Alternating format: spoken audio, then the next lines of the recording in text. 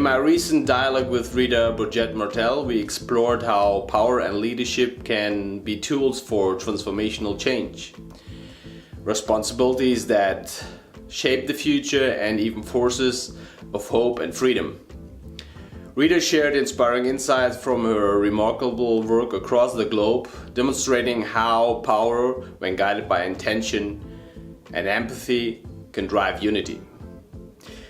But this conversation goes beyond leaders and institutions. It's about all of us. How we can use the power we hold, no matter how big or how small, to foster cooperation to have a global impact. Thank you for listening.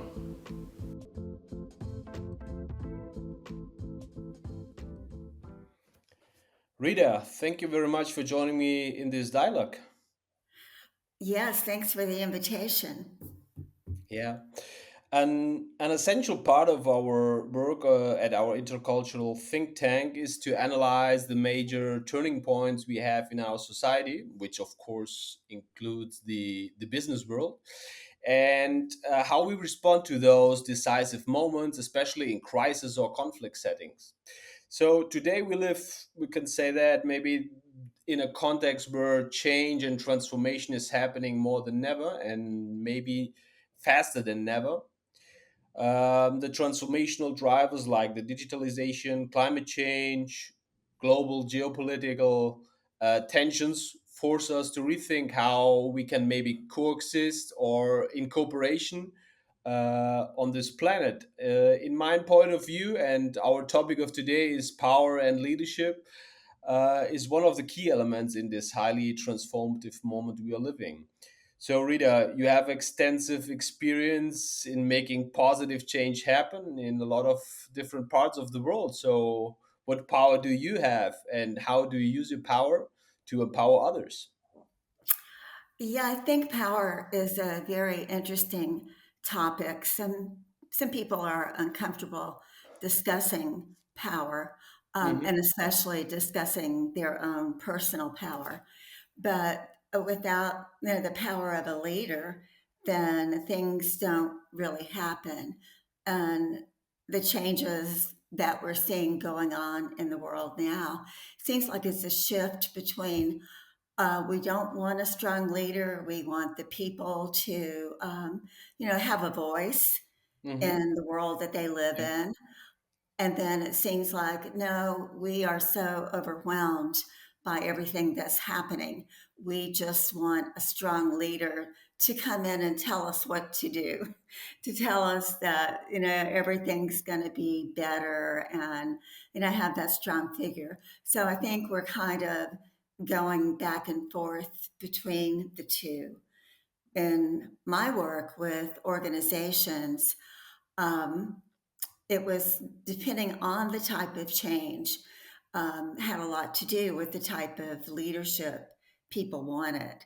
And Hmm. so, if it was a change that was going to be uncomfortable for people or, frightening for people, they wanted the strong leadership.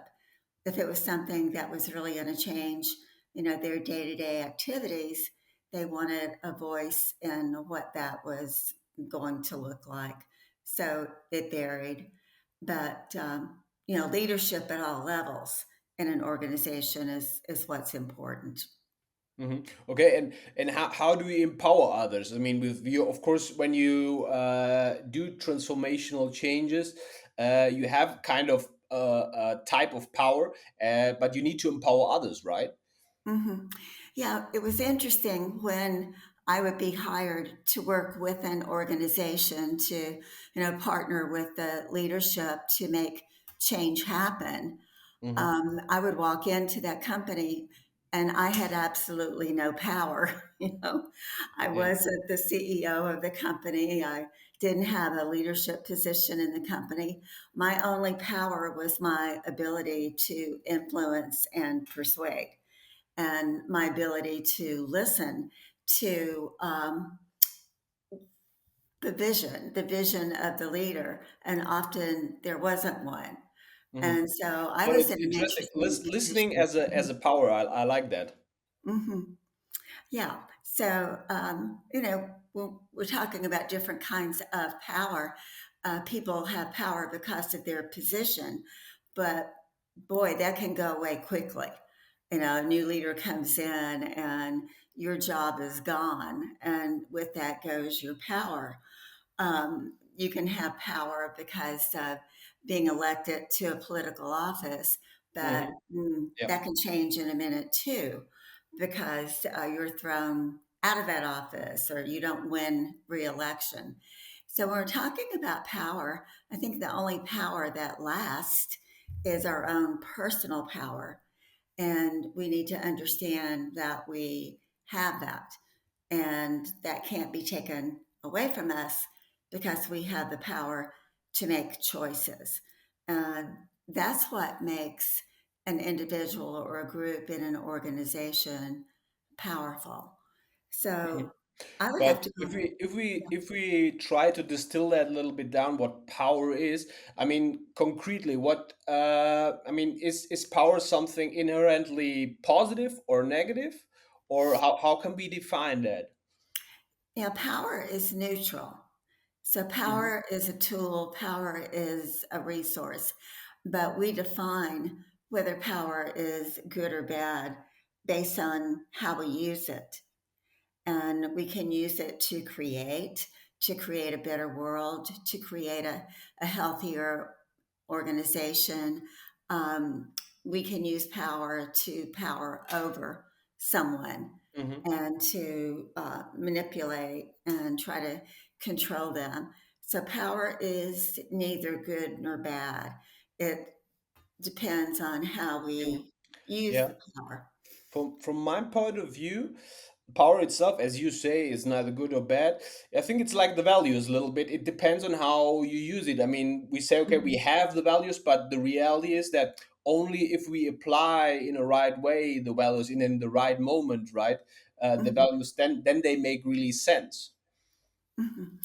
Right. And people have power because we acknowledge their power, because we give them that power. So it gets right back to us as an individual and our personal power and how we want to use our power and what groups we want to be part of and supporting their vision and what they want to accomplish. So it's really interesting. My role was very interesting because I could be an observer Hmm. and go into a company and observe who had the power and who didn't. And then, of course, there would always be resistance to what the organization was trying to accomplish. The vision of the leader, the kind of changes they wanted to make. So the resistance would always be there. And sometimes the leader would want me to work on eliminating the resistance. And, Yeah. mistakenly would see my job as, oh, well, you're here to get people on board. And, being me with absolutely no power other than Hmm. power to influence and persuade. But so I would have to acknowledge that, yeah, the resistance was there. And that was a good thing. That was a good thing because the resistance would tell us a lot about whether this change was going to work, in the organization. And did we need to modify our thinking, the thinking of a leader? And so Hmm. I would really want to identify the resistors in an organization, which of course was not difficult to do because for the most part they're very vocal.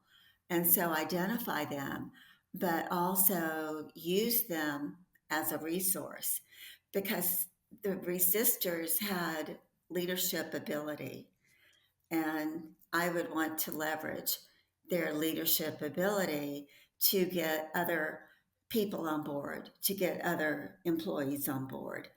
And so I found that to be actually the most enjoyable part of my job.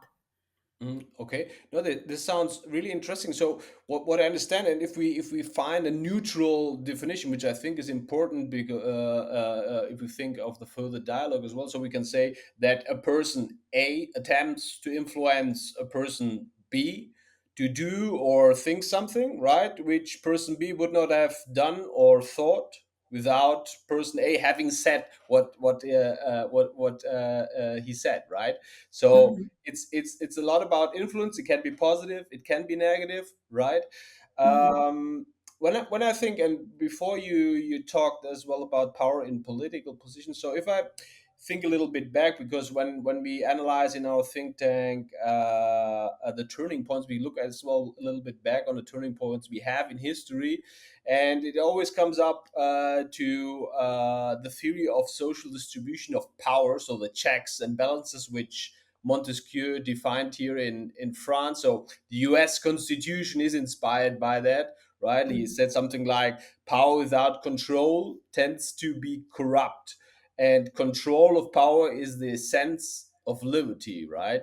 So if we have, and now I spin it into, or go a little bit more in the political area or the democratic area, a fundamental pillar of democracy is the division of powers we have. We have the three independent branches, right? mhm, Executive, legislative, and judicial, right? So, like this, we avoid the concentration of the power, and we balance our system out. So we have the institution. So my question is, and this is as well for me, I think quite key, is if we have a system and the institutions to balance that power out, which power does each, we could say, citizen have in democracy? I mean, is it enough to go and vote and then delegate the power? Well, it's interesting, what's going on in the United States and Hmm. the recent election, presidential election that we had. It was surprising, to a lot of people. And again, as I said earlier, I think we're in a place in the world where some of us want this strong power, almost a dictator who will come in and, make everything better and better depending on how we define better. And Hmm. then there are those of us that want to be part of making things better. So yeah, in the United States, we have those checks and balances, and what's been going on in our world really since 2016 has been upsetting, upsetting in a lot of ways. But still, that's our democracy where we have the elections and people can elect, the election Yeah. reflects their values. So I don't know, it'll be interesting to observe over the next few years.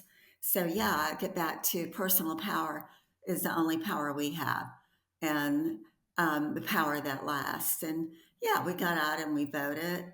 And where I'm living Yeah, right no, now you had is a in really a good very point when you red said that. Of state, course, it in a seems very like we conservative use state. democracy And like a I dictatorship live sometimes, in a because blue if spot we see in that to very win conservative elections, and state. here for me So this is yeah, the one I people would in say a my area problem we have have in certain democracy, is values that and if we thinks see certain democracy as ways. shared power, Uh-huh. which is important, I think.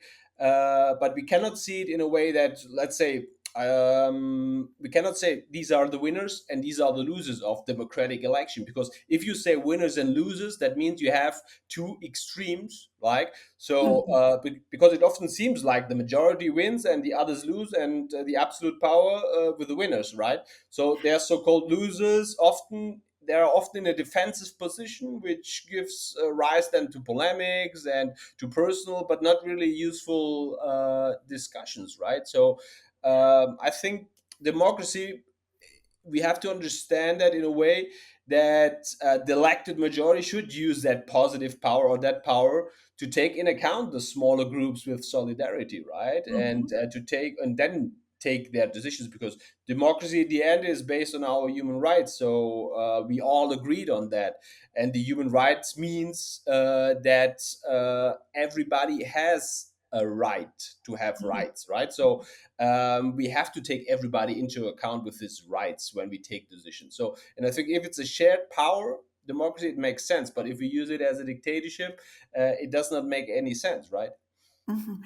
And like you said, they can't look at it like they're winners and they're losers. There's a Hmm. decision, and Yeah. that's the people made a decision about who they wanted as leader, and that decision reflects, I think, a changing culture. That decision reflects values. I mean, we base our decisions on our values, and that was, that was the outcome of the election. So Hmm. I think our culture is changing, and I can't judge that as bad or good. It just is, and we'll see how that unfolds. Working with the organizations and going in, what was most important for my work is to understand what the vision was. Hmm. So to hope that a leader did have a vision. And, looking at our recent election, um, Trump did have a very clear vision about the America that he wants to create. We had, kind of different visions, but he is a very strong communicator, and he was able to communicate what that vision was. And there are enough people who said, yes, I share that vision to elect him. And I Hmm. saw that in organizations as well. We had to have a shared vision, whatever the CEO, the leader of the organization, defined as a vision for the future. If Yeah. that vision was shared through different levels of leadership in the organization and people in the organization who would be implementing the changes required to achieve that vision, then we would be successful. But if we didn't have that shared vision, then we weren't going to be successful in implementing the changes that we needed. And that's often what's lacking. We don't have a shared vision. That vision has not been articulated, and people are confused about, why are we making all these changes? Why are you Hmm. turning my world upside down? I don't understand the vision that we're moving toward. I don't understand the why.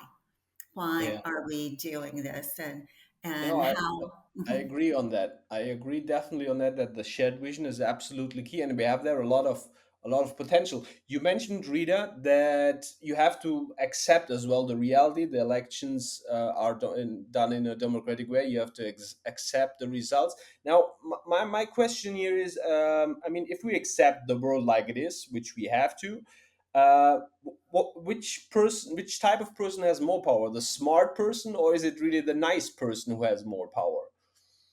You know what I mean? It's like, what is more important for our society? Did you say the smart person? Yeah, exactly. The smart person, or the really, let's say, the nice person. The If nice we, of person. course, both would be perfect, right? But if we imagine, of course, that the smart person have that education, have that strategy, right? But sometimes we have nice persons who just care about the others, right? For example, and Uh-huh. I was imagining myself, who has more power in our world, or what is more important in our world? Uh-huh. Yeah, that's interesting. It seems like the loudest power comes from Hmm. people who aren't necessarily nice. So, Yeah. and often Yeah. people are so nice, they aren't seen as strong. They are not seen as having a belief. Um, which is important. That our beliefs are very powerful. And sometimes if you are too accommodating, I guess I would say, and I've seen this in organizations also, too accommodating, wanting to make everybody happy. Everybody's not going to be happy. And happiness is really not a requirement for success. Yeah, I But agree on that. Hmm. yeah, you accomplish nothing. So hopefully there's a balance in there of, yes, being a nice person and also being a decisive person. and a person with strong values and strong leadership skills. So Mhm. yeah, I've seen seen Of that course, a lot. when you have those strong values, of course, a basic criteria is to think for yourself. I think, and this is what Mhm, when I teach at university. Of course, I teach the topics, the specific concepts, etc. But for me, importantly, it's absolutely key that the students start to think on their own, right? And not mhm, simply take the things like they are.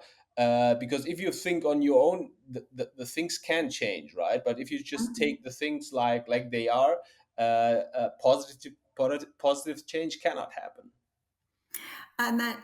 Do you think you need to, or it's best if you find a place where you fit? Hmm. Because I've seen this in companies where so much change was happening. Some of the leaders felt like they didn't fit there Yeah. anymore, and they made the decision to leave. Sometimes you can't be successful because of, I don't know, your values, your traits. The organization no longer has respect for your skills and for your knowledge and for your education. So I do think it's important to, if you feel like you no longer can be successful in an organization, to find one where you can be, or else you're going to be pretty miserable.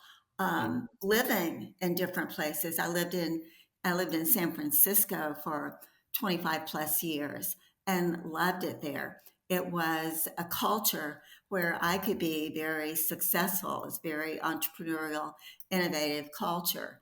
Where I live now in the South, it's a different culture. And I feel, even though I feel like I fit better on the West Coast and can be successful there. All of my family is here in the South. And so this is where I'm choosing to live right now because it's a time in my life when I want to be with my family. But it's a different culture.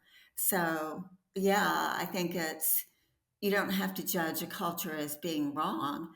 I mean, that culture is just fine. It's just not the best culture for you to be a part of right now. Yeah. Is that clear? Does that make sense?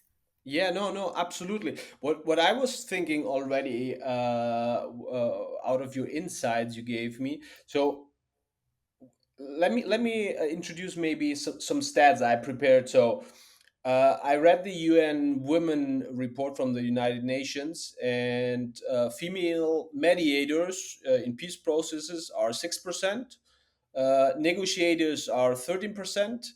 And the reality is that when women are in peace the peace in conflict areas uh, lasts 35% longer. So I was thinking, would we live in a better world or in a better place if we would have more, if we would have more female leadership or females in power positions? Hmm. Yeah, and of course, women are, moving into all kinds of positions of leadership. But I just saw a study that was done about women in politics. So, Mhm. women in positions of, being the president and um, being elected to a position, and the numbers had gone down with the view of women being successful in a leadership position in the political area. They had gone up with women being successful as heads of corporations, Mhm. as I heads have of, I have a study here from 2023, so last year, uh-huh, 10.5 of the CEO positions are held by females, and we have mhm, in politics 10% of the head of states are women. So mhm. globally seen. So what is going there wrong, and which potential do we have here? Yeah, and that's not happening in the United States. Of course, we haven't elected a woman president, even though we've had two women run for president. We Hmm. have not, the United States apparently isn't ready to have a woman president yet, but we have several female governors Yeah. and senators and representatives to Congress.